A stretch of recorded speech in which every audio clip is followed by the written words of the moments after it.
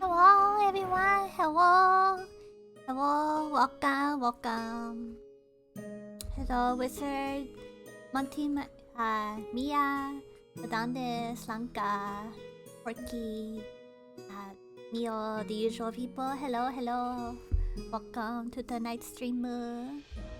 Doing something a little different tonight. Instead of playing a hardcore Splatoon game, I'm just gonna be reading you a little bedtime story of my favorite fairy tale, Pinocchio by Carlo Collodi. Yes, hello. Just add a bit, tiny bit bigger.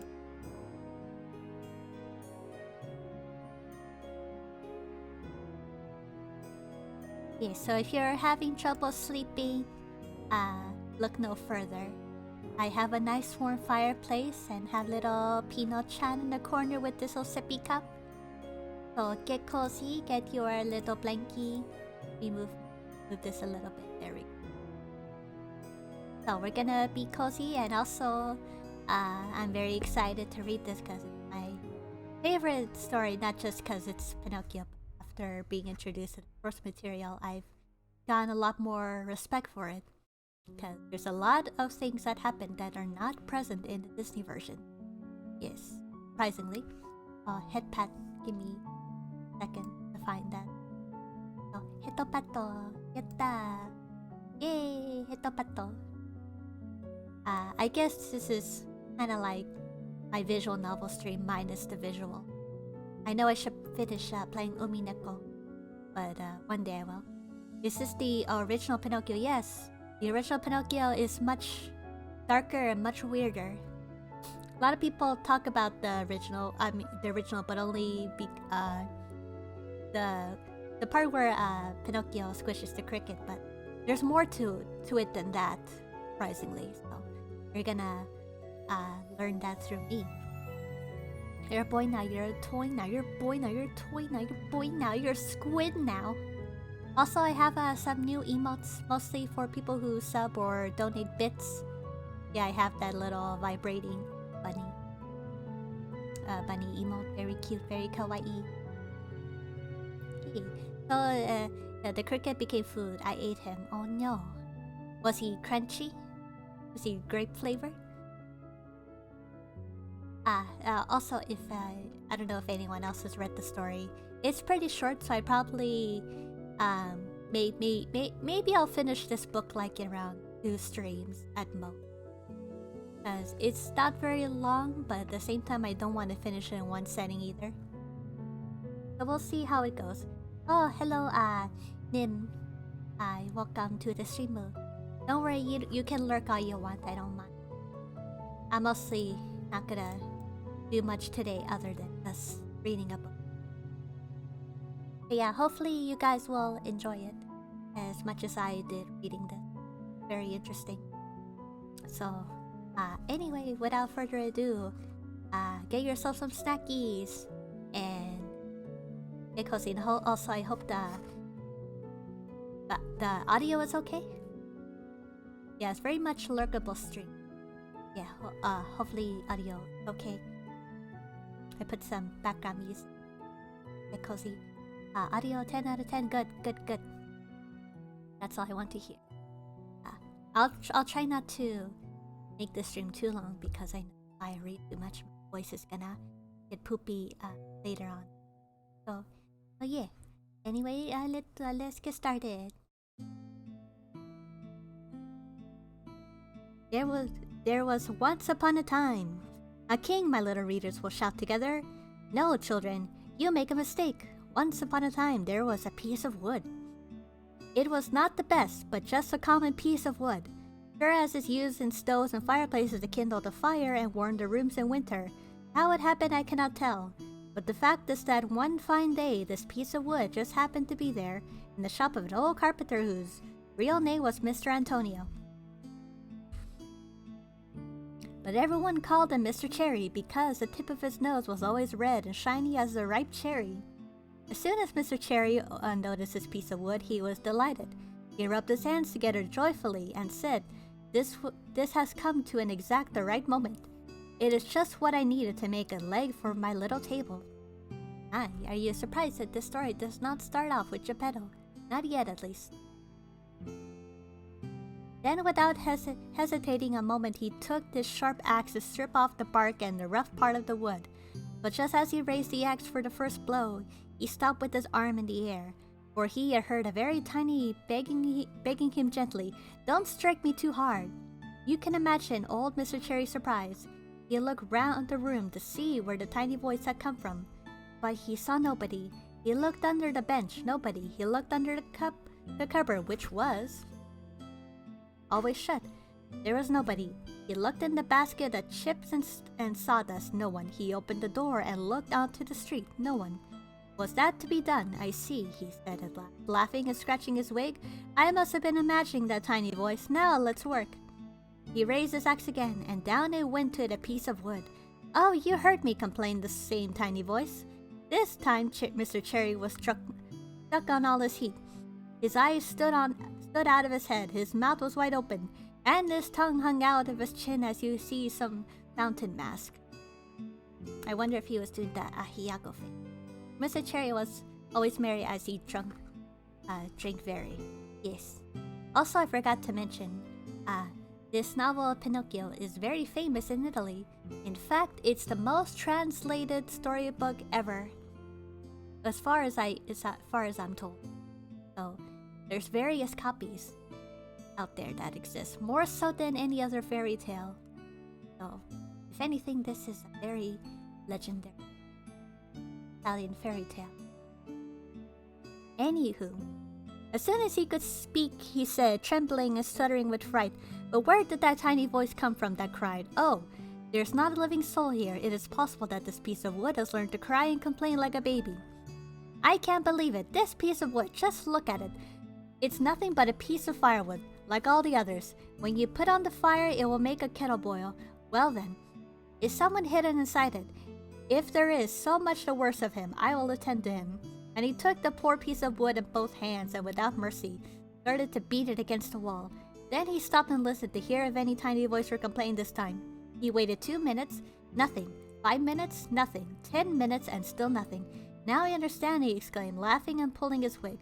"I must have imagined that tiny voice that says, 'Oh, I'd better do my work.'" And because he was very frightened, he began singing to encourage himself. Meanwhile, he put the axe down, taking his plane, began planing and shaping the piece of wood. But while the plane went to and fro, he again heard that tiny voice which said, laughing, "Stop, you're tickling me." This time, poor Mr. Cherry dropped as he was struck by lightning. He beat it against the wall. Ouch. I know. Pinocchio got a very early on concussion because of it. Nice, Italy proud, yes. Upon my obsession with Pinocchio, I learned that Pinocchio, the original story, is very famous in Italy. But they despised the Disney version so much because of how inaccurate it was. So, to my surprise, they preferred the dark and naughty Pinocchio, not the cheerful, happy-go-lucky one that Disney sanitized. That was one tidbit I learned. Also, if you notice in my pin tab in the Twitch chat, I still have pre-order merch that are still available until February 7th. So, if you're interested, it's right on the Twitch pin. Anywho, who called him Polendia? He simply went wild, and no one could do anything with him. "Good morning, Mr. Antonio," said Geppetto. "What are you doing there?" "I'm teaching the ants how to read. Much good may it do to you." "What brought you here, Mr. Geppetto?" "My legs, Mr. Antonio. I have asked... let me see. Oh, hold on. I may have skipped a page. My apologies." When she opened his eyes, he was sitting on the floor. He was so changed, he could hardly have recognized him. Even to the end of his nose, which was already red, had turned blue with fright. At that moment, someone knocked on the door. "Come in," he said, the carpenter, but he was too weak to stand up. A little jolly old man came to the shop. His name was Geppetto, but when the boys in the neighborhood wanted to tease him, they called him by his nickname Polendia, because of his yellow wig, which looks like a dish of polenta. Geppetto was very short-tempered, woe betide anybody who called him Polendia. He simply went wild and no one could do anything with him. Good morning, Mr. Antonio, said Geppetto. What are you doing down there? I'm teaching the ants how to read. Much good to you, it may do. Much good may it do you. What brought you here, Mr. Geppetto? My legs, Mr. Antonio. I have come to ask for a favor. Here I am, ready to serve you, answered the carpenter, getting onto his knees. I had an idea this morning. Let us hear it. I thought I would make a fine wooden puppet, a really fine one, that can dance, fence, and turn somersaults in the air. Then with this puppet, I could travel around the world and earn my bit of bread and my glass of wine. What do you think about it? Bravo, Polendia, cried the same tiny, mysterious voice. When he heard the name Polendia, Mr. Geppetto became so angry that he turned as red as a ripe pepper.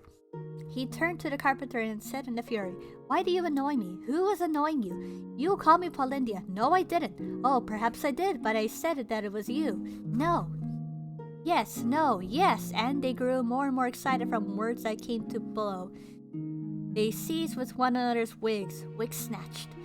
Annie even hit and bit and scratched each other. At the end of the fight, Geppetto's yellow wig was Mr. Antonio's hands and the carpenter's gray wig between Geppetto's teeth. Give me my wig, said Mr. Antonio. You gave me mine and let us make a peace treaty. So the two little men, each taking his own wig, shook hands and promised to be good friends forever. Now, neighbor Geppetto, said the carpenter, to prove that they are friends again, what can I do for you? Also, hello JP, you just came just in time. I would like to have a little piece of wood to make my marionette. Will you give it to me? Mr. Antonio, pleased as punch, hurried to his bench and took the piece of wood which had frightened him so much. But just as he was giving it to his friend, he shook it so hard that it slipped out of his hand and struck poor Geppetto's shin. Ah, this is my fine way to make a present, Mr. Antonio. You have almost lamed me. Upon my honor, I didn't do it. Oh, so I did it then. It's all the fault of the piece of wood. Yes, I know the wood hit me, but you threw it to my legs. I did not throw it to you. That's a lie. Geppetto didn't insult me. If you do, I shall call you Polendia. Blockhead, Polendia. Donkey, Polendia. Ugly monkey, Polendia. When he heard himself called Polendia for the third time, Geppetto, blind with rage, rushed to the carpenter, and the second fight was worse than the first. When it was over, Mr. Antonio had 2 more scratches on his nose and Geppetto 2 buttons less on his jacket. Honor thus being even, they shook hands again and vowed to be good friends forever. Then Geppetto took the piece of wood and, thanking Mr. Antonio, went limping at home. Damn, Italian old man's getting at it. Geppetto's little room on the ground floor was lit by a window under the stairs. His furniture could not have been simpler. An old chair, a tottering bed, and a broken-down table. At the back of his room you can see a fireplace with the fire lit, but the fire was painted. And over the fire was a painted kettle boiling merrily, with a cloud of steam that could just be a real steam. As soon as he arrived home, Geppetto took his tools and began to make his puppet. What shall I call him? He asked himself. I think I shall call him Pinocchio. That name will bring him good luck. I once knew a whole family of Pinocchios. That was Pinocchio the father, Pinocchia the mother, and Pinocchi the children. And they all got along splendidly. Richest of them was a beggar. Having thought of a name of his puppet, he started to work with a great determination. He made his hair, made his forehead, and then his eyes in a short time. As soon as the eyes were finished, imagine his bewilderment when he saw them moving and looking at him. When Geppetto saw those 2 wooden eyes looking at him, he did not like it at all, and he said angrily, Naughty wooden boy, why are you staring at me? But no one answered. Also, hello, Porky. I want to see Geppetto throwing hands. That's one thing that they should adapt in other Pinocchio adaptations. Have Geppetto fucking fight. Put him in Smash. I left at the Del Toro version where it took the more, I'd say, realistic approach to them making the puppet in a drunken fury than all the redefined shapes it came from. Yes, I agree. I feel like that was a good touch. But also showed that very hastily put together. After the eyes began the nose, but as soon as it was finished, it began to grow. It grew, and in a few minutes' time it was long as if there was no end to it. Poor Geppetto worked fast to shorten it, but the more he cut it off, the longer that insolent nose became, so it can grow even without the line. After the nose, he made the mouth, but before he had finished it, it began to laugh and poke fun of him. Stop laughing, said Geppetto, but he might as well have spoken to the wall. Stop laughing, I said, he shouted menacingly. The mouse stopped laughing and stuck out its tongue. However, as Geppetto did not want to spoil the puppet, he pretended not to see it and continued his work. After the mouth, he made the chin, and then the neck, and then the shoulders and the stomach, the arms and the hands. As soon as the hands were finished, Geppetto's wig was snatched from his head. Snatched yet again. He looked up, and what did he see but his yellow wig on the puppet's hands? Pinocchio, give me back my wig at once. But Pinocchio, instead of giving back the wig, he put it on his own head and was almost hidden under it. His cheeky, mocking behavior made Geppetto feel sadder than ever before in his life. He turned to Pinocchio and said, "You scoundrel of a son, you are not even finished and you already disobey your father. That's bad, my boy, very bad." And he wiped away his tear. There were still his legs and feet to make. When Geppetto had finished the feet, he received a kick on the nose. "It served me right," he said to himself. "I should have thought of it before, now it's too late." He took the puppet in his hands and put him down on the floor to see if he could walk. But Pinocchio's legs were stiff and he did not know how to move them. So Geppetto led him by the hand and showed him how to put on one foot before the other. When the stiffness went out of his legs, Pinocchio started to walk alone, and run around the room and finally slipped through the door into the streets and ran away. That was very unhinged of him. Why everyone's saying hi? I've been here for the beginning of the stream. Oops, my bad. I guess I kind of have a poor way of telling who's been here already. My mom hated the El Toro movie and didn't understand why Pinocchio was so ugly and finished and specifically naked. But that's the beauty of it. But also he was inspired by Chris Grimley adaptation of Pinocchio, which was in the early 2000s. So that's pretty much why he looks the way he is. And Del Toro wanted to keep him looking more monstrous and less humanoid. If that makes sense. Anyway, now that Pinocchio is alive and more unhinged than ever, is he really naked if he never wore clothes? Yes, but I like to pretend these bandages on his leg act like, socks. I just think Pinocchio with thigh-high socks would be very cute. I'm gonna adjust my mic.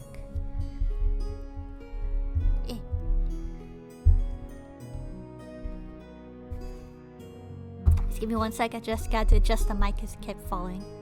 There we go.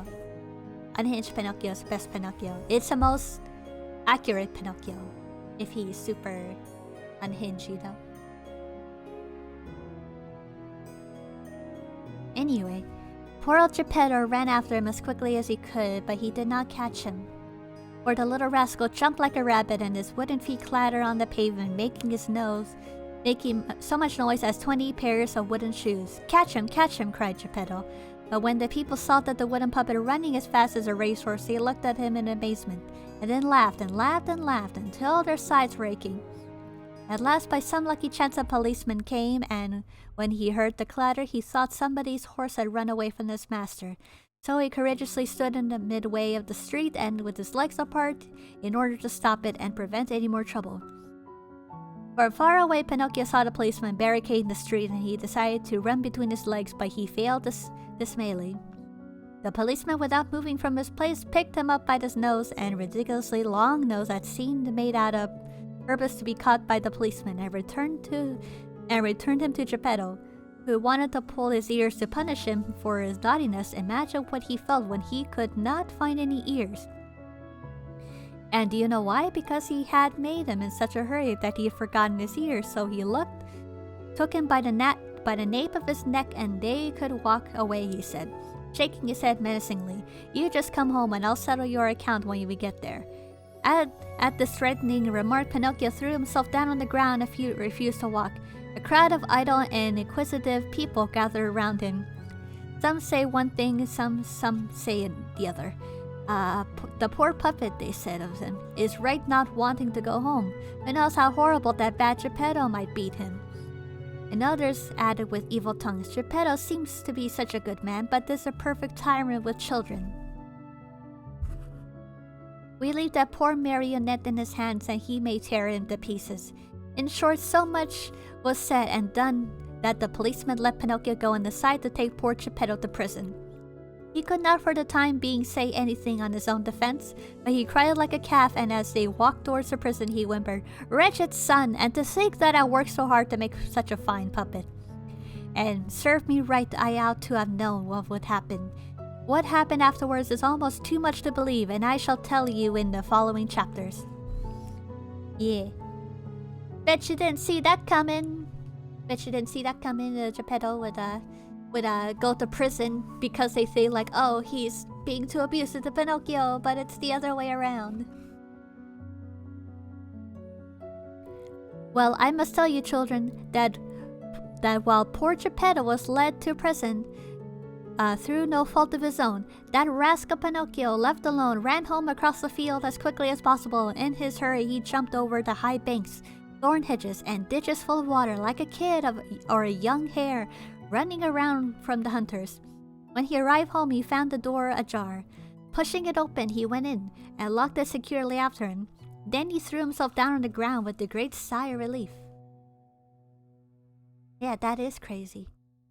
People were not exaggerating that Pinocchio is a terrible, terrible son. But then again, he just came alive like 5 minutes.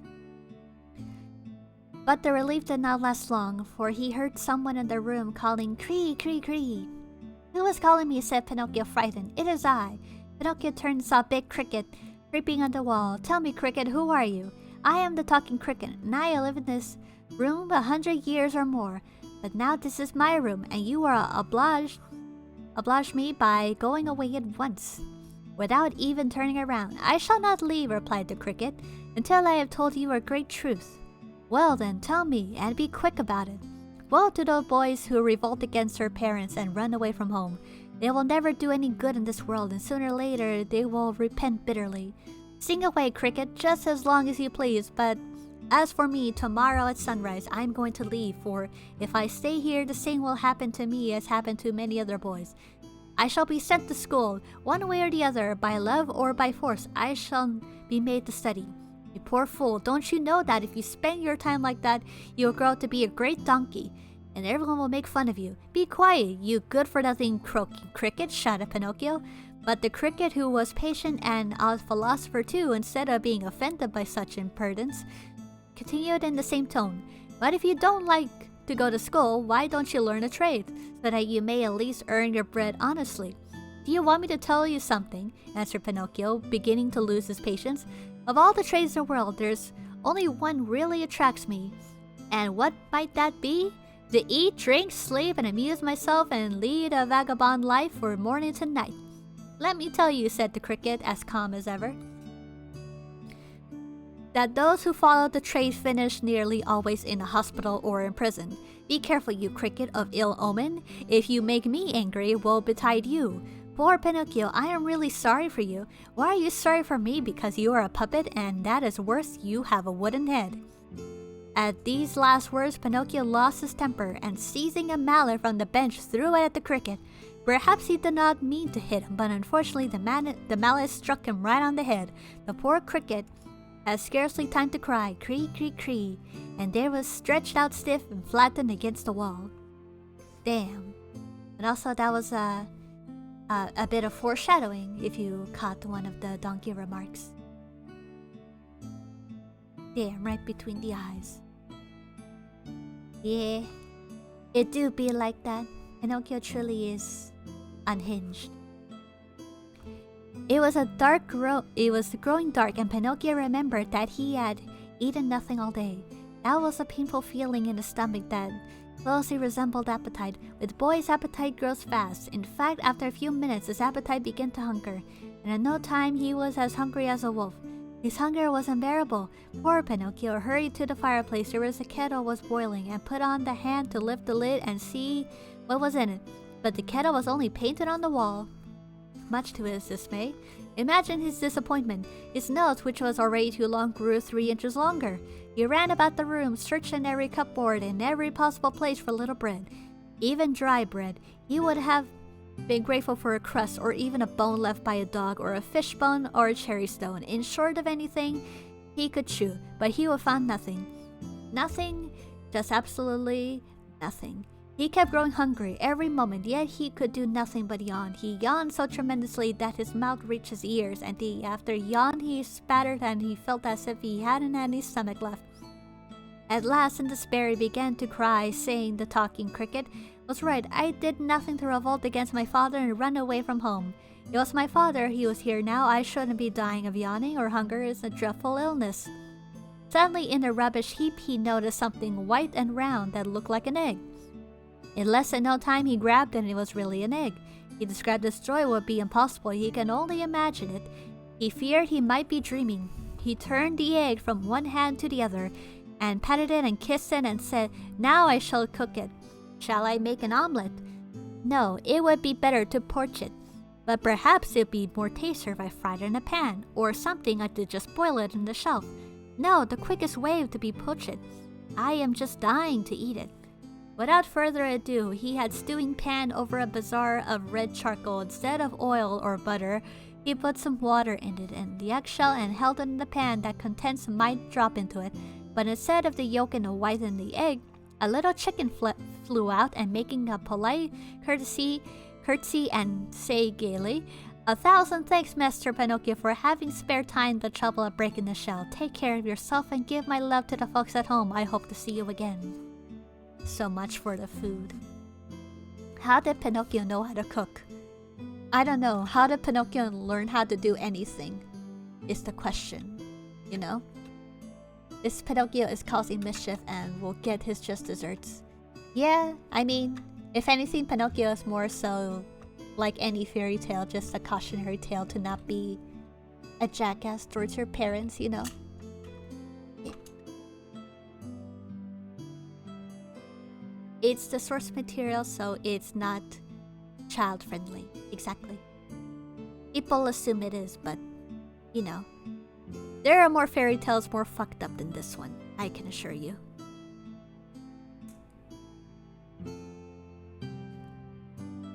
The same way he knew how to speak. Yeah, pretty much. Just give me 1 second.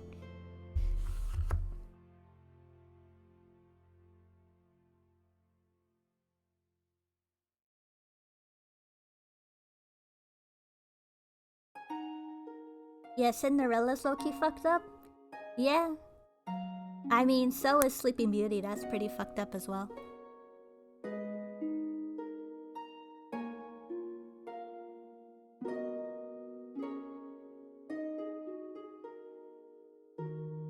Ah, hello, first-time chatter. Morgan does not sleep. That moment when your partner calls you a friend to a certain someone in the chat. I don't know what you're talking about, but okay. Anyway. With that, the chicken spread its wings and flying through the open window as soon to lost the sight. The poor puppet stood there as if bewitched, with his eyes fixed, his mouth open, and the broken eggshells in his hand. When he recovered a little from his first bewilderment, he began to cry and scream and stamp on the floor in despair. And as he sobbed, he said, Indeed, the talking cricket was right. If I hadn't run away from home, and if I had my father were here, I should not have been dying of hunger in such a dreadful illness. His stomach was complaining more than ever, as if he did not know how to quieten it. He decided to go out again into the village in the hope of meeting some charitable person who would give him some bread. That feeling when there's no McDonald's.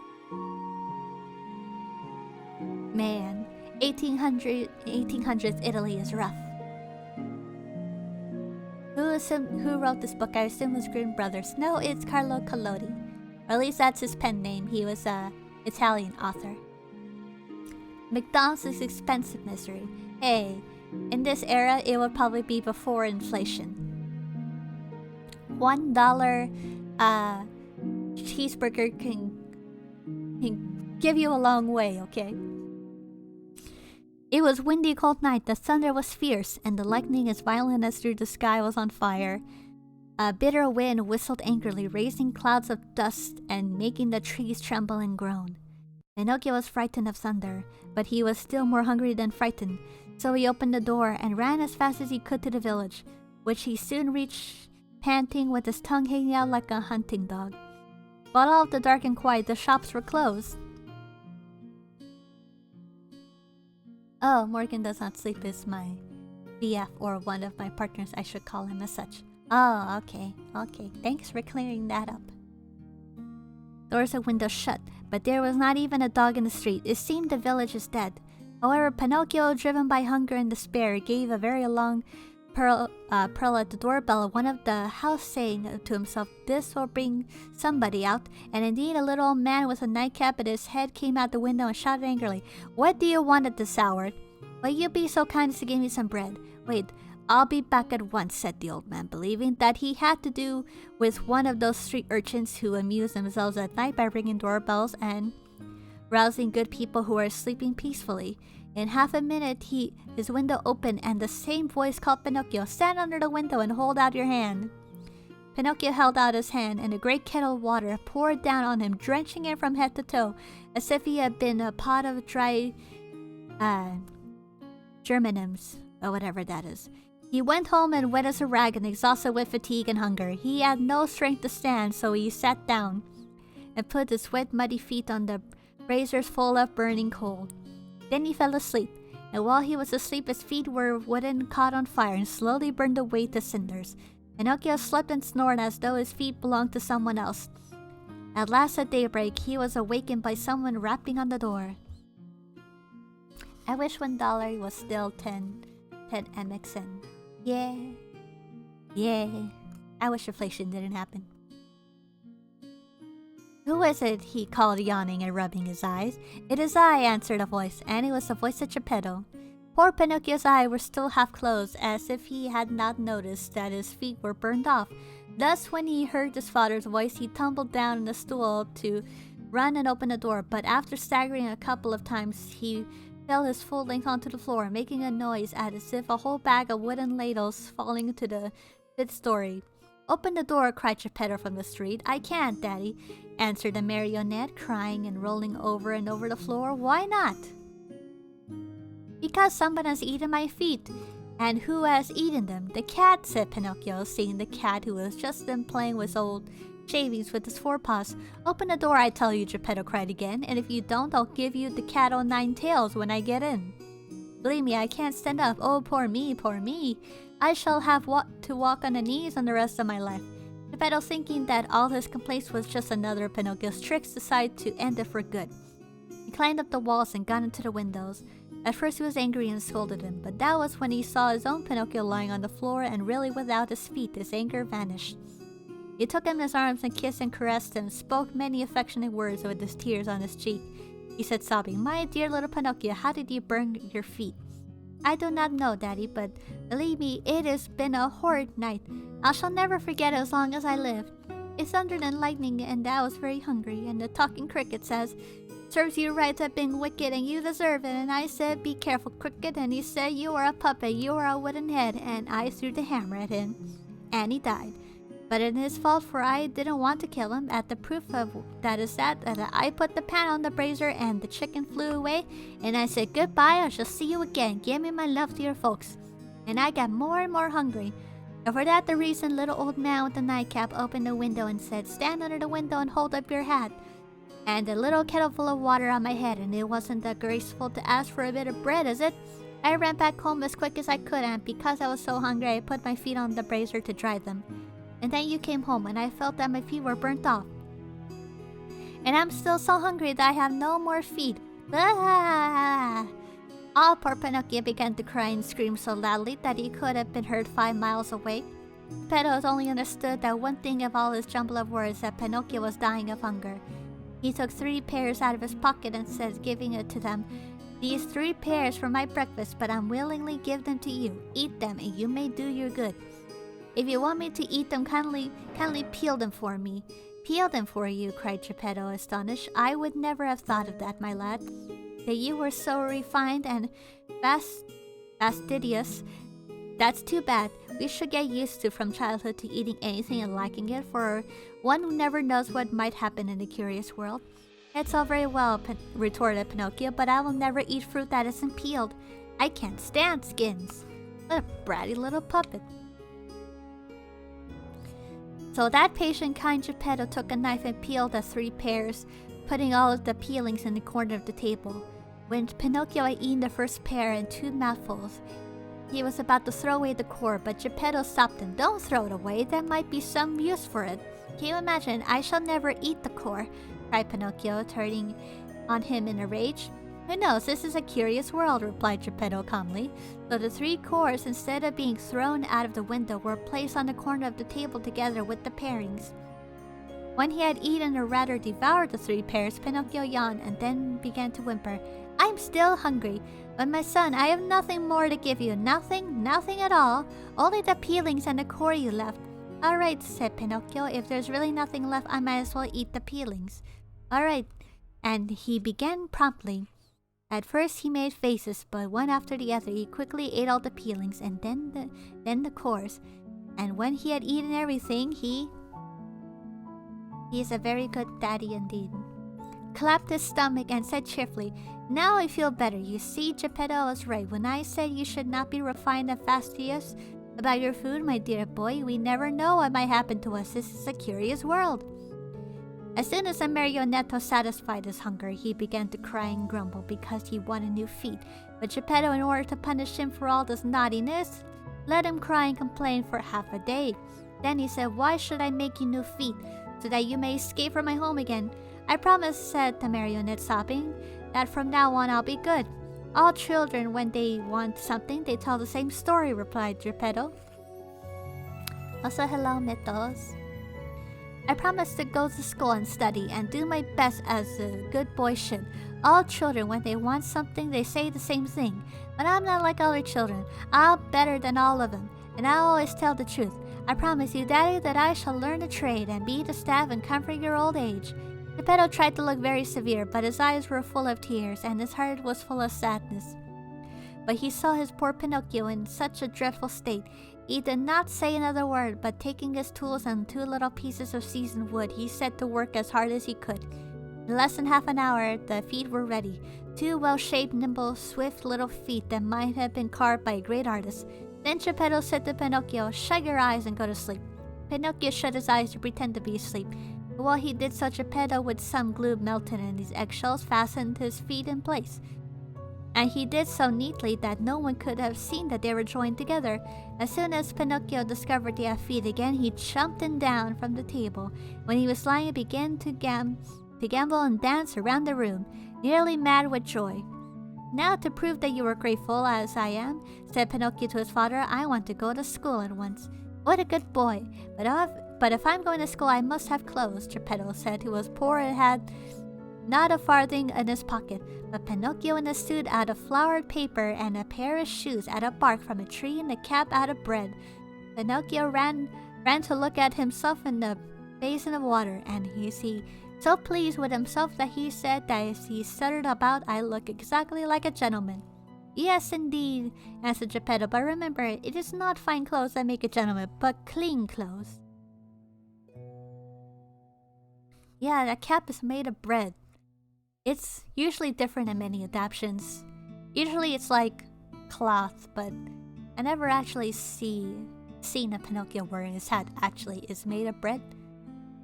It's always a pointy hat, but I always assume it's like paper, you know? Like a paper cone. Oh, anyway. By the way, speaking of school, added Pinocchio, there is still something I must have, the most necessary of all. And that is, I have no primer. That's right, but how shall I get one? That's easy. Go to the bookseller and buy one. And the money? I haven't any. Neither have I, added the good old man sadly. Pinocchio, although he was usually very cheerful, became sad too. For poverty, that is real poverty, destroys all joy, even in children. Wait, Geppetto cried suddenly and jumping up. He put on his old coat, full of holes and patches, and ran out of the shop. In a little while he was back again with the primer in his hand for Pinocchio. But the poor old man was in his shirt sleeves and it was snowing outside. "Where is your coat, Daddy?" "I have sold it." "But why did you sell it?" "Because it made me too warm." Pinocchio understood the answer instantly, and he was so overcome by the feeling of his good heart that he threw around his arms to Geppetto's neck and kissed him again and again. When it stopped snowing, Pinocchio started for school. With his fine new primer under his arms on the way, he never stopped stopped imagining all sorts of fine plans. He would build 1,000 castles in the air, each of them more beautiful than the other.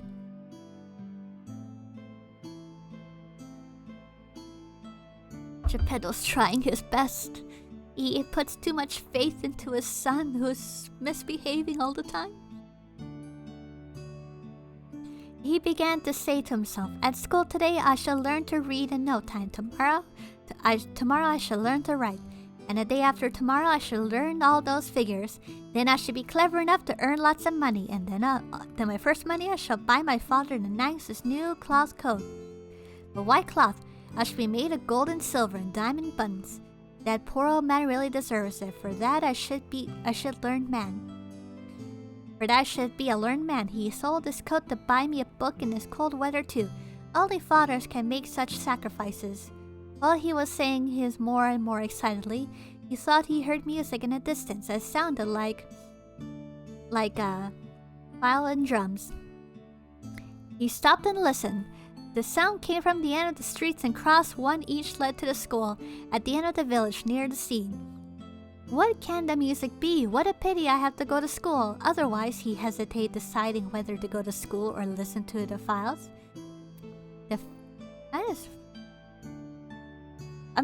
It's kind of like FIFES. Is that like 50s or something? Fifths? I don't know. Today I should listen to the fifths, and tomorrow I should go to school. This naughty boy said, finally shrugging his shoulders. No sooner said than done. He ran, and farther he ran, the more distinctly he heard the tune of the fifes and the beating of the big drums. At last he came to a little square full of people who were gathered around a great building of boards and cloth painting in all colors of the rainbow. "What is that big building, Pinocchio?" asked the boy who seemed to live there. "Read the poster, it's all written there, and then you'll know." That's because he's parenting a Shota, not a Loli. That's right, and Shotas are usually very bratty. "Pinocchio's a naughty boy, confirmed. Confirmed!" "I gladly read it, but I don't know how to read today." "Bravo, nincompoop! I'll read it for you." Known that on the big poster is a fiery red letters and is written "Great Puppet Show." It is long since the play began. It's just beginning now. How much does it cost to go in? 2 pence. Pinocchio was in such a fever of curiosity that he lost his self-control, and without any shame he said to the little boy, "Will you lend me 2 pence until tomorrow?" "I simply love to," said the boy, laughing at him, "but I can't today. I shall sell you my jacket for 2 pence, and the puppet..." Said the puppet, "What could I do with a jacket of flowered paper? If I should rain and get wet, I couldn't take it off. Will you buy me shoes?" "They're only good for lighting a fire." "What will you give me for a cap?" "That would be a fine bargain. A cap made of bread. The mice might eat it right through my head." Pinocchio was sitting on horns. He was almost ready to make one more offer, but he had not the courage. He hesitated, but at last he said, "Will you buy this new primer for 2 pence?" "I am only a boy. I do not buy anything for other boys," said the other, having more sense than the puppet. "I'll give you 2 pence for the primer," cried an old man dealer who was overheard the conversation. The book was sold at once, and to think that the poor Geppetto stayed at home shivering in his shirt sleeves because he had to sell his coat to buy the primer for his son. What a shitty son. When Pinocchio entered the puppet show, he nearly caused a revolution. You must know that the curtain was up, and then it just started to play. Harlequin and Punchinello were on the stage, quarreling as usual, threatening every movement to come to blows. The audience paid the closest attention and were laughing until they were sore to see the 2 puppets quarreling and gesticulating and calling each other names, just as if there was truly 2 reasons being 2 real persons. But at once Harlequin stopped and, turning to the public, pointing to the pit of the theater, and shouted dramatically, "Heavens above! Am I awake or am I dreaming? That must be Pinocchio there." "Yes, it is indeed," Pinocchio cried. Cried Punchinello. "It is indeed," exclaimed Miss Rosie, peeping from the back of the stage. "Here's Pinocchio! Here's Pinocchio!" shouted all the puppets in chorus, running into the stage from every wing. "Here's Pinocchio! Here's our brother Pinocchio! Hooray for Pinocchio!" "Come up here to me, Pinocchio," cried Harley Quinn. "Come and throw yourself into my arms for the wooden brothers."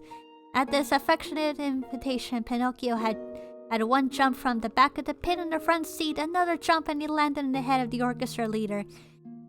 And from there, he jumped to the stage. It is impossible to describe the hugging and kissing that followed, the friendly pinches and the brotherly tap that Pinocchio received from the actors and the actresses of that puppet company. It was a very spectacular sight, but the audience, when they saw that the play had stopped, grew impatient and began shouting, "The play! We want the play! Go on with the play!" However, the breath was wasted, for the puppets, instead of continuing the play, redoubled their noise and placing Pinocchio on their shoulders, carrying him in a triumphant before the footlights.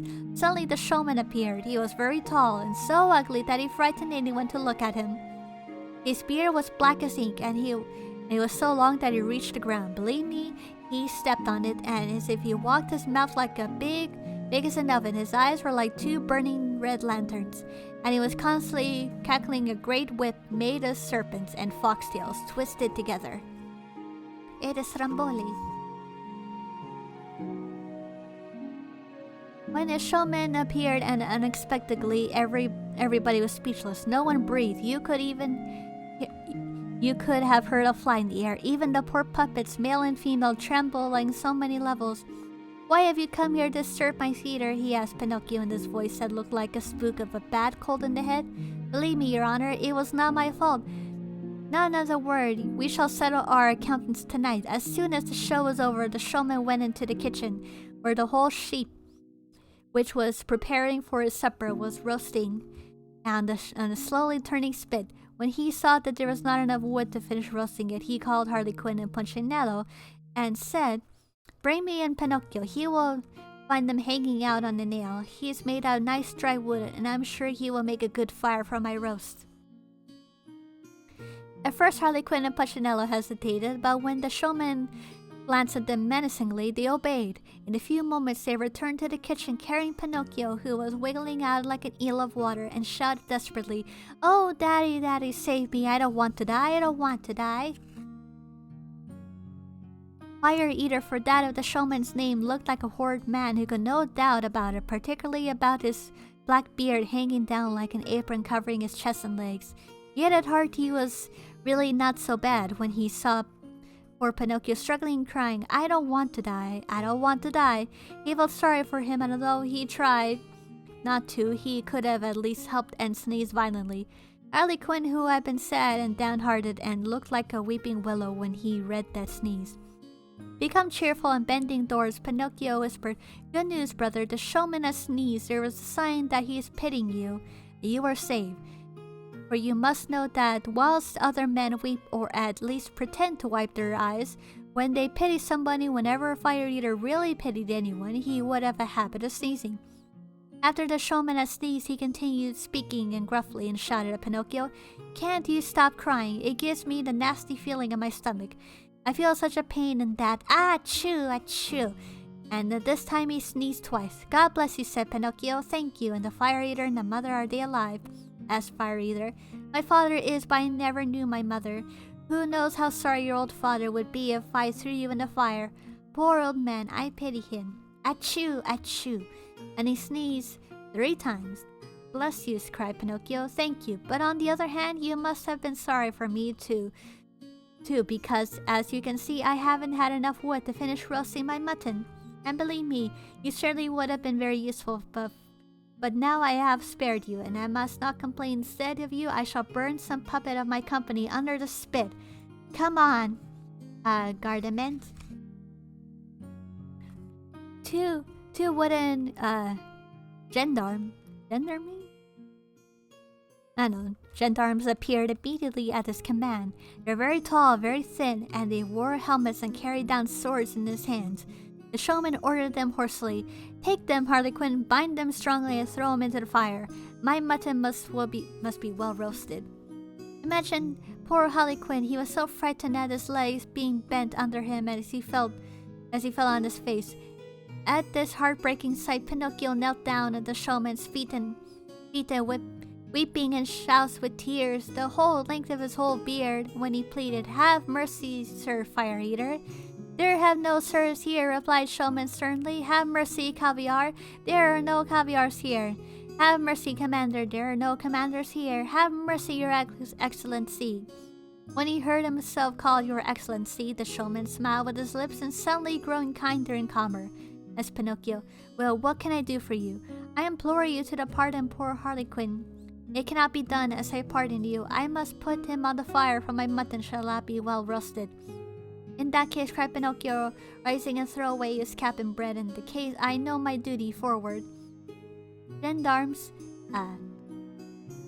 bind me and throw me to the fire. It is not just that poor Harlequin, my truest friend, shall die for me. Those words shouted in a loud heroic voice caused all the marionettes present to weep. Even the garments, although made of wood, cried like newborn babies. At first, Fire Eater remained as hard as cold as ice. Slowly he began to melt and sneeze, and when he sneezed, the term gendarmes is derived from the medieval French expression gendarmes, which translates to men-at-arms. Oh, that's me. Oh, okay. I just never heard that word before.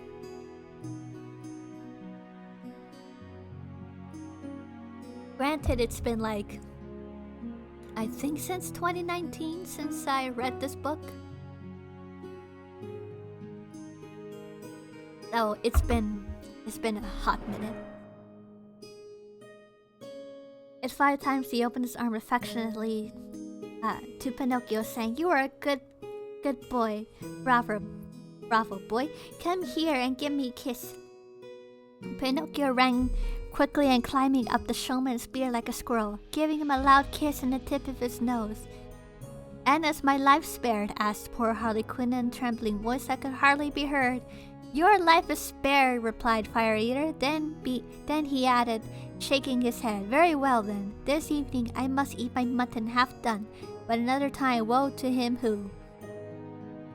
When they knew that his brothers were pardoned, all the puppets ran back to the stage, lit all the lights for a festive performance, and began to jump and dance. They were still dancing till dawn. Pinocchio, say something, let's go. The next day, the Fire Eater called Pinocchio aside and asked him, "What is your father's name?" "Geppetto." "And what is his trade?" "That of a very poor man." Does he earn very much?" "He earns as much as he needs for never having a farthing in his pocket. Just imagine, in order to buy a primer for my schooling, he had to sell his only coat, a coat that was full of holes and patches, and it was shameful. Poor fellow, I am almost sorry for him. Here are 5 gold pieces. Hurry up and give them to him. With my compliments." As you can well imagine, Pinocchio thanked the showman 1,000 times. One after the other, he embraced all the puppets of the company, even the gendarmes. Then, almost besides him with joy, and he set out for home.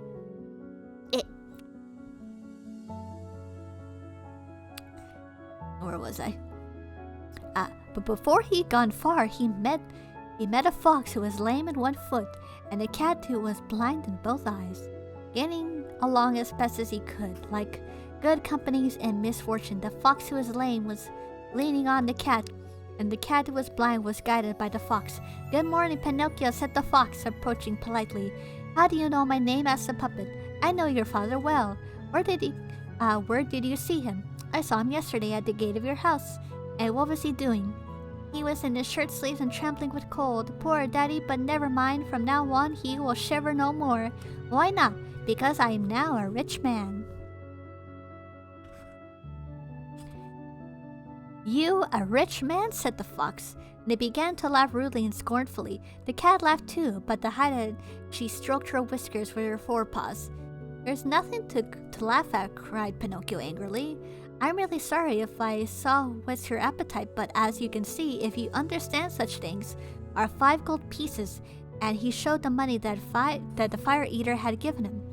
At the fascinating ringing of gold, the fox began to involuntarily move with the paws that seemed lame, and the cat opened wide her 2 blind eyes, but shut them again so quickly that Pinocchio could not have noticed.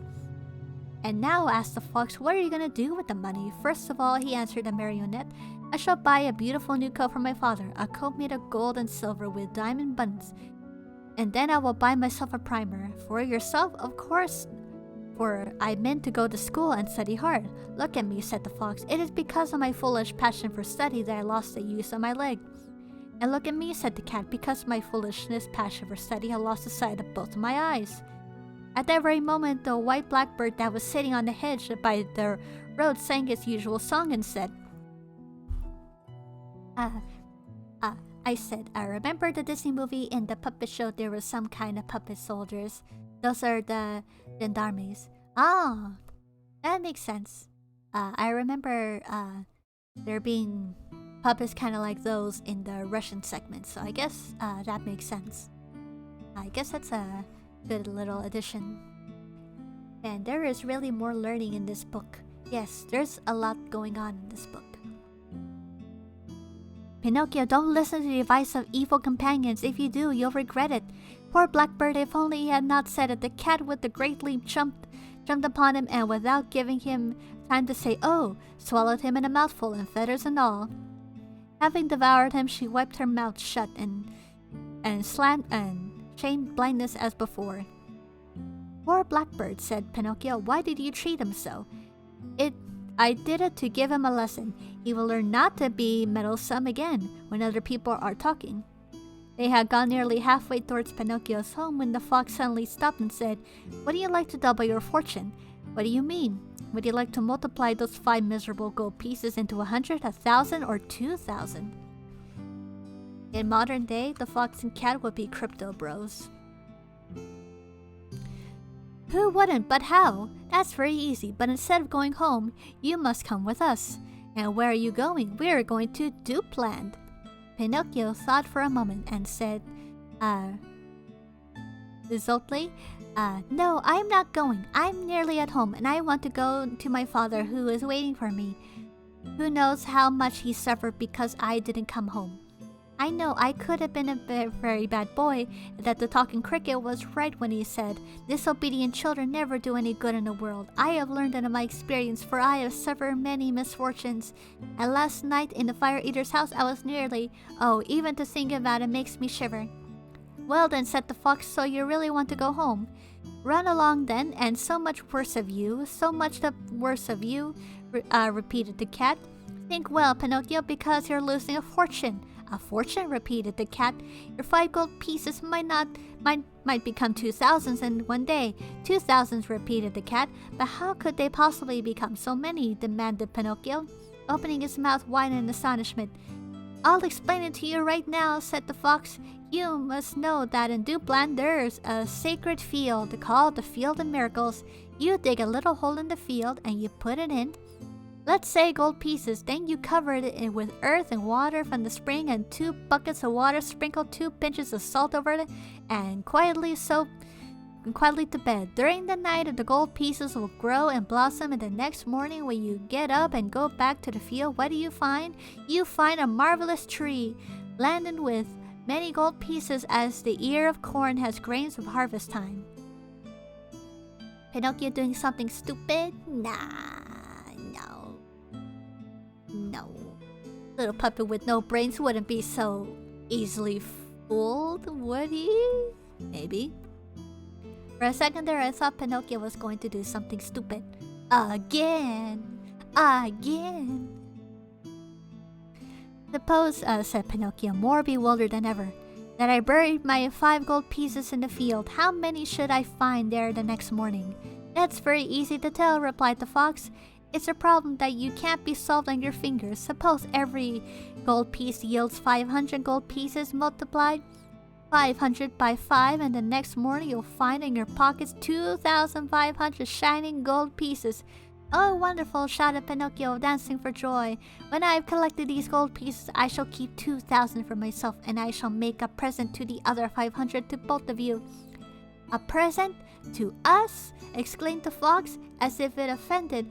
God forbid, repeated the cat. We do not work for your gain, said the fox. We do everything for other people. For other people, echoed the cat. It's amazing that the fox can do math. I know, right? What good people, thought Pinocchio, and instantly forgetting his father, the new coat, the primer, and all his good resolution, he said to the fox and cat, "Well, let's start. I shall come with you." God damn it, Pinocchio. They walked and walked and walked, and finally, towards evening, tired out, they arrived to the Red Crab Inn. "Let us stop here for a little while," said the fox. "There we may eat a bite, and a few other hours. At midnight we must go on again, so that we can reach the Field of Miracles early tomorrow morning." They entered the inn and sat down at the table, but none of them had any appetite. The poor cat had a bad indigestion and could eat no more than 35 mullets of tomato sauce and 4...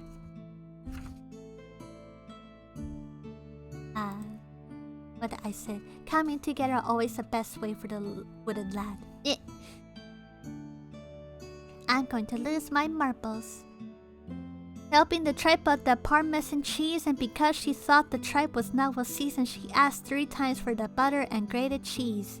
The fox too, who gladly had a nibble as somebody who, since the doctor had put him on a strict diet, he had to be content with a hare and the sweet savory sauce garnished with fat spring chicken and young pullets.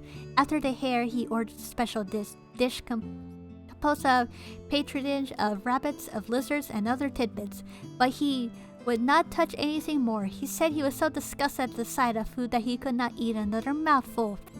"Man, I sure hate this food. Let me order 5 more dishes and just eat them in front of you."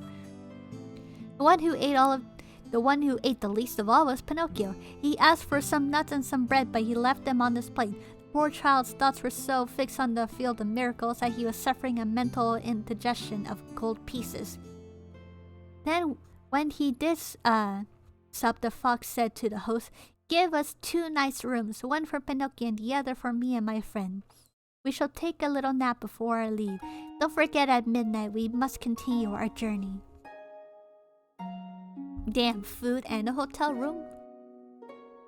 "Yes, sir," replied the host, winking at the fox and the cat as if to say, "I understand what you're up to. We know each other." As soon as he was in bed, Pinocchio fell asleep and began to dream. He dreamed that he was in the middle of a field, and the field was full of small trees, the branches of which were laden with gold pieces swinging gently in the breeze, and chattering as if to say, "Whoever wants us, come and take us." But just at the most interesting moment, that is when Pinocchio stretched out his hand to pick a handful and put them in his pocket, he was suddenly awakened by 3 violent knocks on the door. It was the innkeeper, who came to tell him that it was midnight.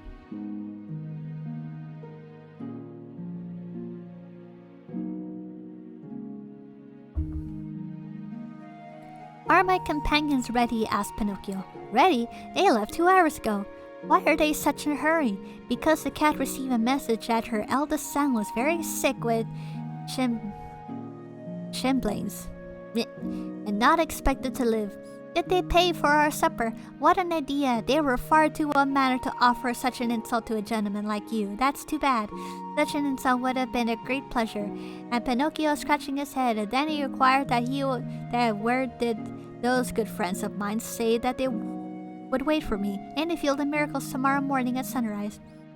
Pinocchio paid for his supper, and that his friends with the gold piece and left. It was so dark that he had to grope his way to an impossible to see as far as his hand before his face. In the country round him, not a leaf stirred. Only a few night birds flight across the road from one hedge to the other, brushed Pinocchio's nose with their wings, frightened him so much that he jumped back, crying, "Who goes there?" An echo answered with the distant hills, "Who goes there? Who goes there? Who goes there?"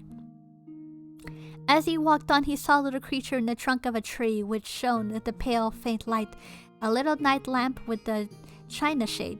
"Who are you?" asked Pinocchio. "I am the ghost of the talking cricket," who was replying in a low, low voice, so faint that it seemed to come from another world.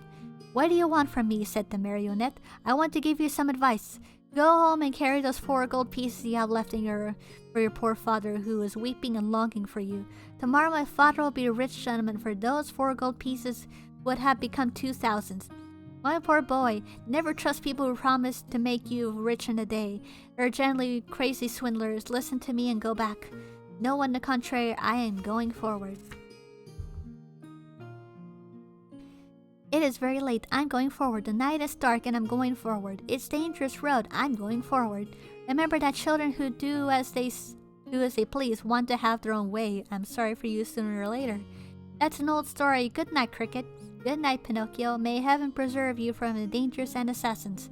With those words, the talking cricket disappeared as suddenly as he blew out the candle, and the path was darker than before. Really, said Pinocchio to himself as he continued his journey, how unfortunate we poor boys are. Everybody scolds us, everybody warns us, everybody advises us. When we talk, you would think that they're all our fathers, or our schoolmasters, or all of them. Even the talking cricket. Just imagine, because I would not listen to the tiresome talking cricket who knows according to him, how many misfortunes will that befall me? I shall even meet some assassins. Fortunately, I do not believe and never have believed in assassins. I am sure that assassins have been invented by fathers to frighten us, so that we should not dare to go out of the night. But supposing I should meet them on the road, should I be afraid of them? Certainly not. I should walk straight up and say, Mr. Assassins, what do you want from me? I just remembered that there's no joking with me. You had better be quiet and go about your business. If those wretched assassins heard me talking like that, I can just see them running away like the wind. But if you by chance they didn't run away, I would, and they would be the end of it. Pinocchio had continued his musings, and by that moment he thought he heard rustling of leaves behind him. Turning quickly, he saw two frightened black figures wrapped in charcoal sacks leaping towards him with a tiptoe and two little specters. There they are for sure, he said to himself, and not knowing where to hide his gold pieces, he put them in his mouth under his tongue. Where he tried to run away, and before he could take the first step, he felt himself seized by the arms and heard two horrible carnivorous cries. Your money or your life. Pinocchio had not been able to speak since the money was in his mouth and make 1,000 bows and gestures to show that those masked fellows were whose eyes were only visible through the holes of the sack, that he was a poor puppet and he hadn't even counterfeited farthing in his pocket. I don't know, maybe it's because I'm tired, but I'm frustrated with Pinocchio's decision. Oh, it's only gonna get better from here on out. Don't you worry. This puppet sure knows how to live his life by being super disobedient. Come on, less nonsense and hand over your money. The two bring-ins cried menacingly, but the puppet made signs with his hands as if to say, I haven't had any. Hand over your money or you're dead, said the taller of the assassins. Dead, repeated the other. And after you have killed you, we shall kill your father too. Your father too, repeated the other. No, no, no, not my poor father, cried Pinocchio in despair, but he has spoke. The gold pieces clinked in his mouth. Aha, you rascal, so you hid your money under your tongue. Spit it out at once. Pinocchio did not obey. Oh, so you cannot hear what we say. Wait a moment, we'll make you spit it out. And one of them seized the puppet by the end of his nose and the other by his chin, and then pulled without mercy one up and the other down to make him open his mouth. But it was no use. Pinocchio's mouth was so tightly closed that it had been nailed and riveted. Then the smaller assassin drew a horrid knife and tried to force it between his lips like a chisel. But Pinocchio quickly as lightning bit off his hand and spat it out. Imagine his astonishment when he saw that it was a cat paw he spat out to the ground.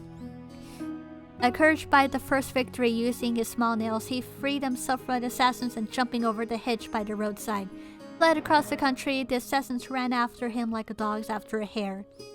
The smaller one who had lost a paw ran on one leg, though goodness knows what he did it. Goodness knows how he did it. After they run miles and miles, Pinocchio was completely exhausted. Seeing himself lost, he climbed the very tall pine tree and seated himself on the highest branch. The assassins tried to climb after him, but halfway up they slipped and fell to the ground, hurting their hands and feet, yet they did not give up. They gathered a heap of dry sticks at the foot of the tree and tried to set it on fire. In less than no time the pine started to burn and blaze like a candle in the wind. Pinocchio, seeing that the flames were mounting fast and not wanting to end up like a roasted pigeon,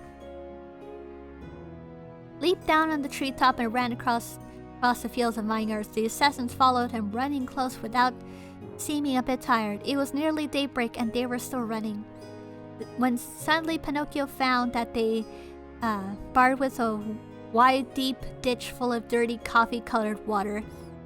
What was he to do? 1, 2, 3, cried the puppet, and dashing forward, he jumped over it. The assassins jumped too, but they had not judged the distance properly, and swash, splash, they fell right into the middle of the ditch. Pinocchio heard the splashing water and running and laughing and shouted, "A good bath for you, Mr. Assassin!" He was sure that they were drowned. Then turning to look, he saw the boatmen running after him, still wrapped in their sacks, which was water dripping as if they were 2 leaky baskets. When teeth can be very sharp, indeed. This time the puppet thought that the end was near. He was ready to fall to the ground and surrender when he noticed a little house was white as snow far away among the dark trees.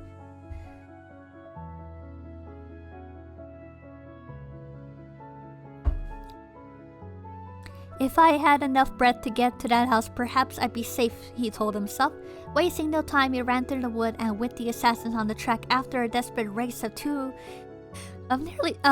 nearly 2 hours had arrived at last worn out at the door of the house.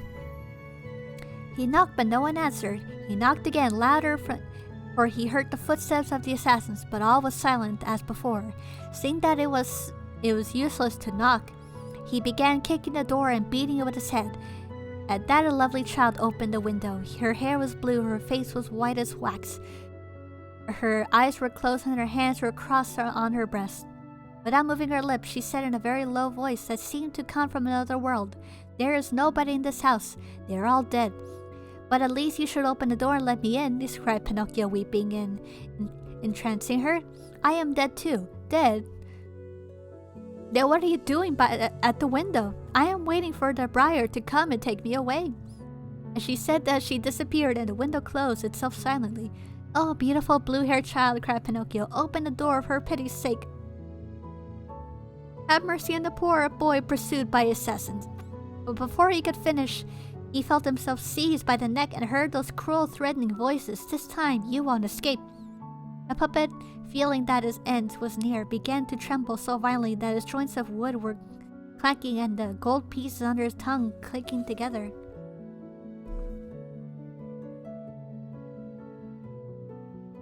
While poor Pinocchio hung on the branch of the big oak tree, seemed more dead than alive, the beautiful child with blue hair looked at the window again. She felt sorry for the unfortunate puppet who hung by the neck and dancing to the music of the cold north wind. She clapped her hands 3 times. Oh wait, no. I kinda got it a little ahead. Sorry. "Now then," demanded the assassins, "will you open your mouth or will you not? You won't answer, eh? Well, leave it to us. We'll open it for you this time." And drawing 2 great knives as sharp as razors, slashed, they stabbed him savagely. Luckily, the puppet was made out of the hardest wood and knives broke into 1,000,000 pieces. Only the handles remained on the assassin's hands, who stood staring at each other. "Now I see," said one of them. He must be hung. Let us hang him." "Let us hang him," repeated the other. No sooner than done. They bound his arms behind his back and putting a running noose around his throat, and they tied a branch to a big oak tree. Then they sat down on the grass and waited until his last kick. But after 3 hours, the puppet's eyes were still wide open and he were kicking stronger than ever. Losing their patience and tired of waiting, they turned to Pinocchio and said with a sneering voice, "Goodbye until tomorrow when we shall be back. And let's hope you'll be so polite as to see that we find you very dead and your mouth wide open." And then they left. Meanwhile, a stormy north wind had begun to blow, and it raged and whistled and blew the poor puppet back and forth as far as a bell clapper on a wedding day. It hurt him dreadfully, and the running noose tightened around his throat so that it could not breathe. Little by little his eyes grew dim, and although he felt that death was near him, still he hoped that some kind person might come and save him. He waited and waited, but nobody came. Absolutely nobody. And then he remembered his poor daddy, and he stammered, half dead as he is, "Oh, Daddy, if only you were here." He could say no more. He closed his eyes and opened his mouth, stretched out his legs, shuddered all over, and became stiff. Well, the poor Shota boy. Which, fun fact, this is where the original story would have ended, because this was a episodic story that was like in the local newspaper in Italy. And this is pretty much where the story would have ended.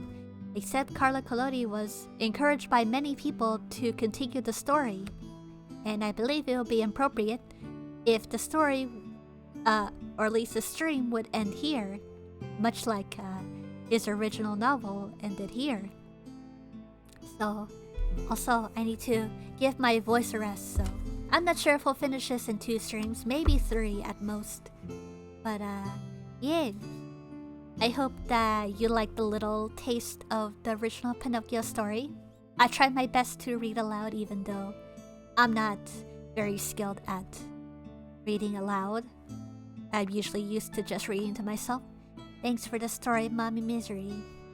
Yes, first checkpoint achieved. Yes, I got a bookmark, so and when next time we stream, I will pick up where we left off.